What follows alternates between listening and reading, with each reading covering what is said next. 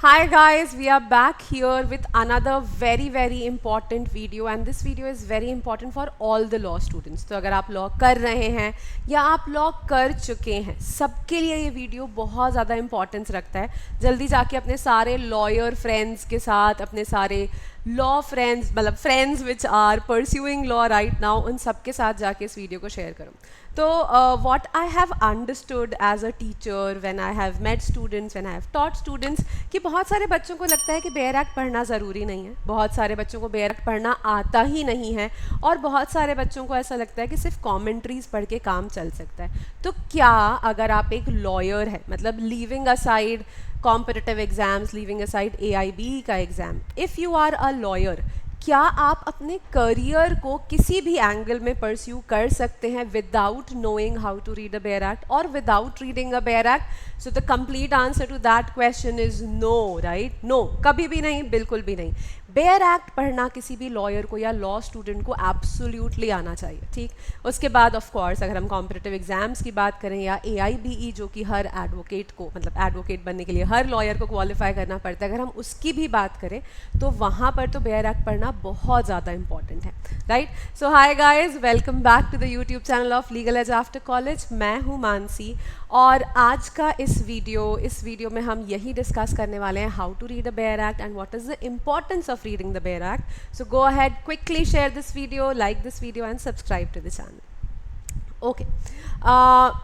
First of all, coming to the question that what is a Bear Act? So I think सबने जितने भी law students हैं, I am presuming कि सबने bare act देखा तो होगा ही, बेयर एक्ट के बारे में सुना तो होगा ही।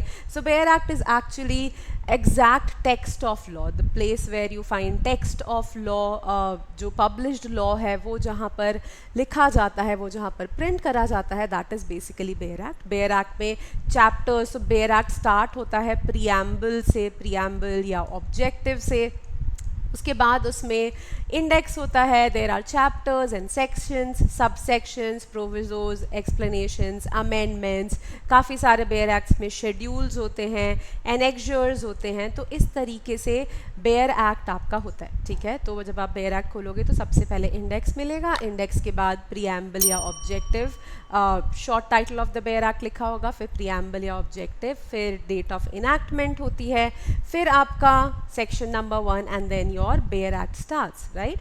सो that is how a bare act looks. और बहुत सारे बेयर एक्ट्स के एंड में शेड्यूल्स और एनेक्जर्स होते हैं, ठीक। अब बात करते हैं कि बेयर एक्ट को पढ़ना शुरू कैसे करते हैं। तो जब भी आप किसी बेयर एक्ट को पढ़ना स्टार्ट करते हैं तो सबसे पहले आप उसके इंडेक्स को देखिए, सबसे पहले टेबल ऑफ कंटेंट्स को देखिए और टेबल ऑफ कंटेंट्स को देख के आप अपने बेयर एक्ट का स्ट्रक्चर और फ्लो समझिए कि बेयर एक्ट का स्ट्रक्चर क्या है, कौन कौन सी चीज़ें हैं जो इसमें डिस्कस करी गई हैं। तो फर्स्ट चैप्टर प्रिलिमिनरी है, सेकंड चैप्टर अगर कॉन्ट्रैक्ट एक्ट की अगर हम बात करें तो फर्स्ट पार्ट प्रिलिमिनरी है, फिर फर्स्ट चैप्टर कम्युनिकेशन की बात करता है, सेकंड चैप्टर कॉन्ट्रैक्ट्स क्या होते हैं, वॉइड अग्रीमेंट्स क्या होते हैं, वॉइडेबल अग्रीमेंट्स, वॉइडेबल कॉन्ट्रैक्ट्स क्या होते हैं उनकी बात करता है, कंटिंजेंट कॉन्ट्रैक्ट की बात करता है, परफॉर्मेंस ऑफ कॉन्ट्रैक्ट की बात करता है, राइट? तो इससे आपको एक अंडरस्टैंडिंग मिलती है, एक आइडिया लगता है कि बेयर एक्ट में हम क्या क्या चीज़ें पढ़ने वाले हैं, कौन कौन सी चीज़ें हैं। अगर हम कॉन्ट्रैक्ट लॉ की बात करें तो कौन कौन सी चीज़ें हैं जिन पर आपको ध्यान देना है या क्या क्या चीज़ें कॉन्ट्रैक्ट एक्ट में होती हैं, राइट? तो टेबल ऑफ कंटेंट्स देख के आप अपने बेयर एक्ट के स्ट्रक्चर को और फ्लो को बहुत अच्छे से समझ सकते हैं।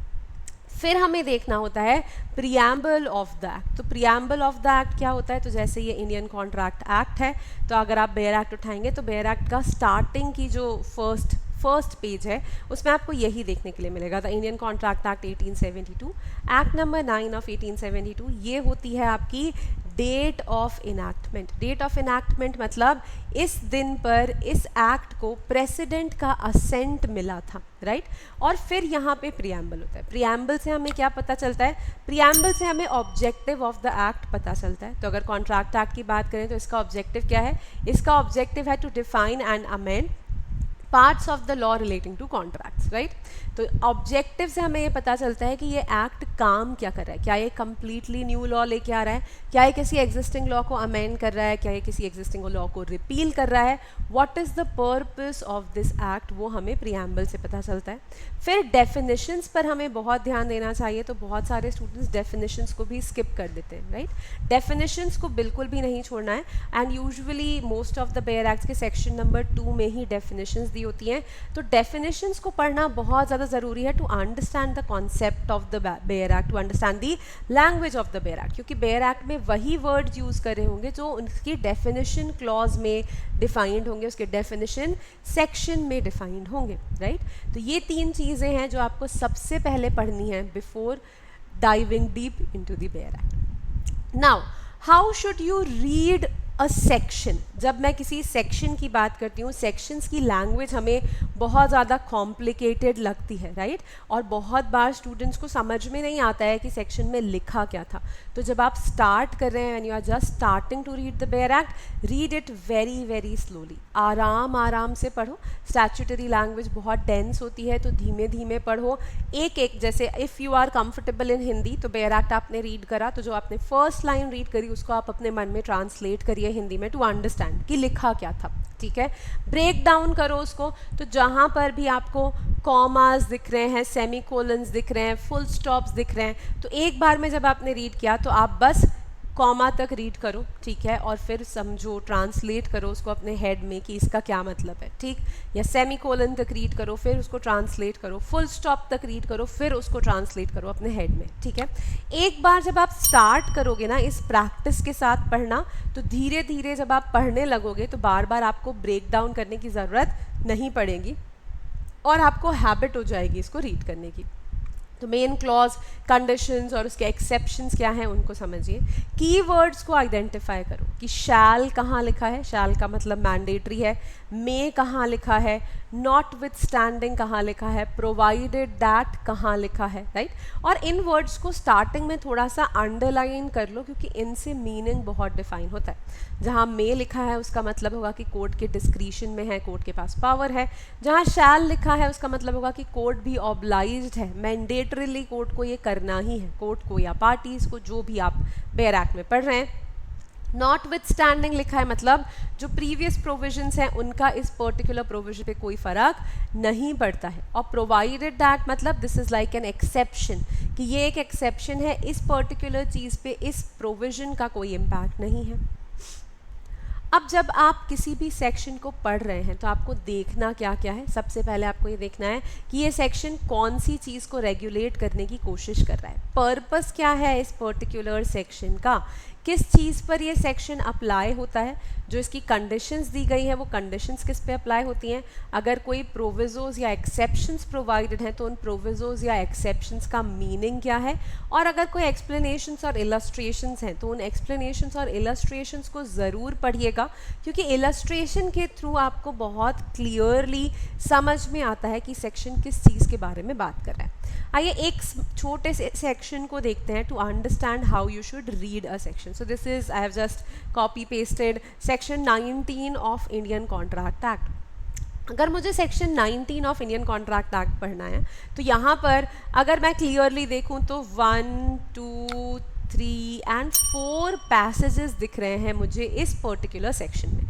सबसे पहले आप स्टार्ट करेंगे by reading the title of the section. Title of the section क्या है, voidability of agreements without free consent, and then translate this into your own language. कि क्या कह रहा है कि फ्री कंसेंट के बिना अगर कोई अग्रीमेंट हुआ है तो वो किस तरीके से वॉइडेबल हो सकता है, ठीक। अब आप आएंगे पैराग्राफ 1 पे जो कहता है when consent to an agreement is caused by coercion. बस यहाँ तक पढ़ो, ठीक है। क्या लिखा है कि जब किसी अग्रीमेंट का कंसेंट कोवर्जन के थ्रू आया हो या फ्रॉड या मिस रिप्रेजेंटेशन के थ्रू आया हो, तो इस सिचुएशन में क्या होगा।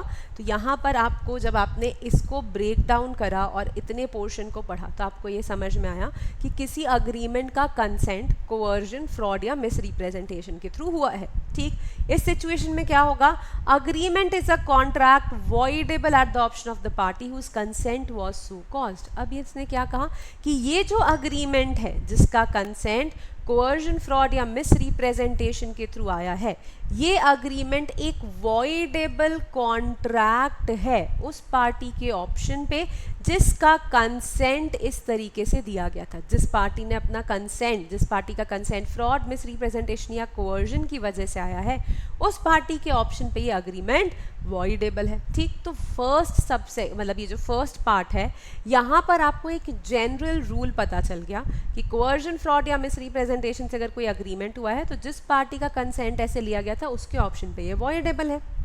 अब सेकेंड पार्ट क्या कहता है, तो फिर सेकेंड पार्ट को यहाँ से लेके यहाँ तक ब्रेक डाउन करिए और फिर यहाँ मे लिखा है तो मे को ऐसे ज़रा सा अंडरलाइन कर लीजिए और फिर पढ़िए, फिर यहाँ से लेके यहाँ तक ब्रेक डाउन करिए। So comma to comma, right, and then try to understand what it is saying.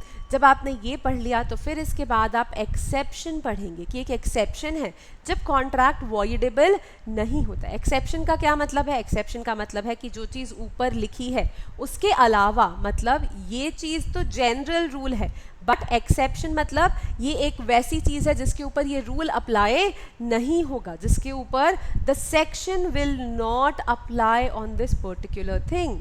ठीक, तो section will not apply on what, तो कहता है कि अगर कंसेंट मिस रिप्रेजेंटेशन जो या फिर मिस रिप्रेजेंटेशन से हुआ या फ्रॉड से हुआ है, जो कि फ्रॉड साइलेंस के थ्रू किया गया था सेक्शन 17 के अंदर, तो इस सिचुएशन में कॉन्ट्रैक्ट वॉइडेबल नहीं होगा। और अगर जिसका कंसेंट लिया गया है उस पार्टी के पास मीन्स थे of discovering the truth with ordinary diligence, तो भी कॉन्ट्रैक्ट वॉइडेबल नहीं होगा। ठीक, तो यहाँ पर ये बता रहे हैं, ऊपर ये बता रहे हैं कि कॉन्ट्रैक्ट वॉइडेबल कब होगा और एक्सेप्शन में ये बता रहे हैं कि कब नहीं होगा। फिर जो आपका एक्सप्लेनेशन है, एक्सप्लेनेशन सिर्फ आपको सेक्शन को फर्दर एक्सप्लेन करता है, पर जब भी आप किसी सेक्शन को पढ़ते हैं, एक्सप्लेनेशन को पढ़ते हैं, एक्सेप्शन को पढ़ते हैं, for the purpose of starting it always break down from comma to comma और full stop to full stop. ठीक है, तो comma to comma break down करिए फिर पढ़िए। तो यहाँ से अगर मैं पढ़ूँगा फ्रॉड और misrepresentation which did not cause the consent to a contract of the party on whom such fraud was practice, तो क्या कह रहा है कि अगर फ्रॉड और मिस रिप्रेजेंटेशन ऐसा था कि उसकी वजह से पार्टी के कंसेंट पर कोई इन्फ्लुएंस नहीं पड़ा है, और to whom such misrepresentation was made, और अगर किसी पार्टी के ऊपर मिस रिप्रेजेंटेशन हुआ था, उसके ऊपर अगर इस फ्रॉड या मिस रिप्रेजेंटेशन की वजह से उसके कंसेंट पर कोई इम्पैक्ट नहीं पड़ा है, this does not render a contract voidable, तो इसकी वजह से कॉन्ट्रैक्ट कभी भी वॉइडेबल नहीं होगा। फिर आप इलस्ट्रेशंस को भी पढ़िए, तो इलस्ट्रेशंस को भी जब आप पढ़ेंगे इसी तरीके से अपनी कन्वीनियंट लैंग्वेज में इस बेयर एक्ट की लैंग्वेज को ट्रांसलेट करके समझने की कोशिश करिए कि क्या लिखा हुआ है। ठीक है, आई होप कि यहाँ पर आपको समझ में आया होगा that how you should read a particular section. Now when you have read multiple bear acts या जब आपने मल्टीपल लॉज पढ़ लिए हैं, तो एक चीज़ याद रखिएगा कि कोई भी बेयर एक्ट आइसोलेशन में क्रिएट नहीं होता है। हर लॉ जो है, हर एक्ट जो है, वो कहीं ना कहीं किसी दूसरे लॉ से रिलेटेड होता है, कहीं ना कहीं उनकी डेफिनेशंस ओवरलैपिंग होती हैं, कहीं ना कहीं सेक्शंस के बीच में कनेक्शन होता है। तो जब आप एक बार बेयर एक्ट पढ़ चुके हैं या 2-3 लॉज अगर आपने पढ़ लिए हैं, तो उस सिचुएशन में उन लॉज की डेफिनेशंस को रेफर करने की कोशिश करिए। दूसरे सेक्शंस के साथ जो सेम एक्ट से रिलेटेड जो भी दूसरे सेक्शंस हैं जिनका क्रॉस रेफरेंस हो सकता है, उनके क्रॉस रेफरेंस को कनेक्ट करने की कोशिश करिए। अगर कोई अमेंडमेंट्स हुए हैं तो ध्यान रखिए कि अमेंडमेंट्स क्या हुए हैं। अगर कोई रूल्स फ्रेम करे गए हैं तो क्या रूल्स फ्रेम करे गए हैं वो ध्यान रखिए। जैसे अगर आप BNSS पढ़ेंगे तो BNSS के डेफिनेशन क्लॉज में लास्ट में लिखा हुआ है कि उन वर्ड्स की डेफिनेशन, जिन वर्ड्स की डेफिनेशन यहाँ पर नहीं दी, सेक्शन 2 ऑफ BNSS में नहीं दी गई हैं, उन सभी वर्ड्स की डेफिनेशन वही होगी जो कि BNS में प्रोवाइडेड है। ठीक है, तो इस तरीके से बहुत सारे ओवरलैपिंग प्रोविजंस आपको देखने के लिए मिलेंगे। अगर आप स्पेसिफिक रिलीफ एक्ट देखेंगे तो वहाँ पर लिखा हुआ है कि जिन वर्ड्स की डेफिनेशन स्पेसिफिक रिलीफ एक्ट में नहीं दी गई है, उनकी डेफिनेशन के लिए आप इंडियन कॉन्ट्रैक्ट एक्ट को रेफर कर सकते हैं, राइट। इस तरीके से बहुत सारे लॉज में ओवरलैपिंग होती है, बहुत सारे लॉज में इंटरकनेक्शन या क्रॉस रेफरेंस होता है। तो जब आप एक बार मल्टीपल लॉज पढ़ लेंगे तब आप इस तरीके से लॉज को कनेक्ट करना भी सीख पाएंगे। ठीक। और अगर मैं ऑल इंडिया बार एग्जामिनेशन की बात करूं तो ऑल इंडिया बार एग्जामिनेशन एक पूरा ही बेयर एक्ट बेस्ड पेपर होता है, और इस पेपर के लिए आपको बेयर एक्ट पढ़ना और बेयर एक्ट समझना बहुत ज़्यादा ज़रूरी है। बट आई नो कि जो फ्रेश लॉ ग्रेजुएट्स हैं उनके लिए बहुत बार डिफ़िकल्ट हो सकता है how to read the bare act, how to understand the bare act, और एग्जामिनेशन पर्पसेस को कैसे यूज़ किया जाए ये भी आपके लिए डिफ़िकल्ट हो सकता है। तो इसीलिए toprankers.com ने आपके लिए एक बहुत ही प्यारा सा छोटा सा सस्ता सा बैच लॉन्च किया है for AIBE exam which is here. toprankers.com online courses पर जाना, LLM plus law officer and AIBE पे जब आप जाएंगे तो यहाँ पर ये this is the crash course. यहाँ पर आपको सारे रिकॉर्डेड वीडियोस मिलेंगे सारे ही लॉ के सब्जेक्ट्स के, जिससे आपको ये समझ में आएगा कि आप किस तरीके से बेयर एक्ट पढ़ सकते हैं, बेयर एक्ट इंटरप्रेट कर सकते हैं, और किस तरीके से आप लॉ समझ सकते हैं। तो this batch actually deals with all the subjects of AIBE। तो यहाँ पर आपको पूरा डिटेल एनालिसिस, पूरी detailed knowledge of all of those subjects मिलेगी, plus you will get mock test, study material and everything, ठीक है। तो इस बैच को एक्सप्लोर कर सकते हैं। Also we are launching our new batches coming Monday which is I think which is 19th of May। तो 19th of May को हम हमारे न्यू बैचेस लॉन्च कर रहे हैं for CLAT LLM also, for government law officer exams also. तो जाके आप उन्हें एक्सप्लोर कर सकते हैं। तो क्लैट LLM पर जाएंगे तो यहाँ पर ये हमारा 6th बैच 19th May को लॉन्च होने वाला है। सिमिलरली हमारा गवर्नमेंट लॉ ऑफिसर एग्जाम्स का बैच भी 6th batch 19th of May को लॉन्च होने वाला है। तो अगर आप इंटरेस्टेड हैं तो आप जाके इन बैचेस को एक्सप्लोर कर सकते हैं और देख सकते हैं if these are useful for you, right. Now finally sharing some tips with you for the purpose of understanding the bare act properly. तो बेयर एक्ट जब भी आप पढ़ रहे हैं, at least in the starting, please make notes in your own words. Start making notes in your own words. जब भी आप किसी बेयर एक्ट को पढ़ रहे हैं, आपने जो भी समझा है सेक्शन को पढ़ने के बाद उसके नोट्स बनाइए, ठीक है। और बड़े बड़े एक्ट्स की अगर हम बात करें, जैसे CRPC BNSS हो गया, CPC हो गया, तो इनमें माइंड मैप्स बनाओ कि ऑफेंसेस कितने टाइप के होते हैं। तो यहाँ लिखो ऑफेंसेस टाइप्स होते हैं, कॉग्निजेबल, नॉन कॉग्निजेबल, ठीक है, कौन से सेक्शन नंबर में दिया है, कहाँ पर रिपोर्टेबल है। इस तरीके के माइंड मैप्स और चार्ट्स के थ्रू कोशिश करो कि आप बेयर एक्ट को याद रख पाओ, ठीक। जितने ज़्यादा MCQs प्रैक्टिस कर सकते हैं, प्रीवियस ईयर क्वेश्चंस प्रैक्टिस कर सकते हैं जो बेयर एक्ट्स पे बेस्ड हैं, उन क्वेश्चंस को, MCQs को प्रैक्टिस करिए। This will help you remember and this will help you retain what you have studied. जो भी आपने बेयर एक्ट पढ़ा है आप उसको रिटेन कर पाएंगे if you practice a lot of MCQs and previous year questions. I hope this video was useful for you all. Also, one more small thing, that if you want to join any of our courses, so we have this code YT10, right, जो आपको नीचे strip पे भी चलता हुआ दिख रहा होगा। So because you are our YouTube family, you have been connected with us through YouTube, you can use this code for a discount on the batches, right। तो ये नीचे अभी strip पे चल रहा है, where you will find it that the code is YT10 and from this you can get a good discount on the batches. All right, okay guys, so this was it. So you, for flat 10%, sorry, LEACYT, sorry, LEACYT is the code, my bad, right, LEACYT is the code for flat 10% off, right। So you can use that code and visit our website and get yourself registered. I hope this video was useful for you all, and please start reading the Bear Act. Please start taking law as your profession seriously, क्योंकि बिना bare act के law as a profession में कोई खास scope नहीं है, ठीक है। तो बेयर एक्ट अच्छे से पढ़ो, बेयर एक्ट पढ़ना सीखो, उसके नोट्स बनाओ। Let me know if you have any further confusions in the comment sections below. These are our social media handles. So this is the Telegram channel, the Instagram channel, this is the YouTube channel. Please subscribe to our channel.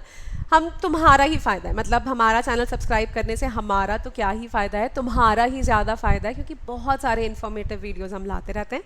This is the TR Law Community, this is our website www.toprankers.com, this is the email address, and 6363286363, this is our calling number. This was it from my side, guys. Take care of yourselves. Bye bye.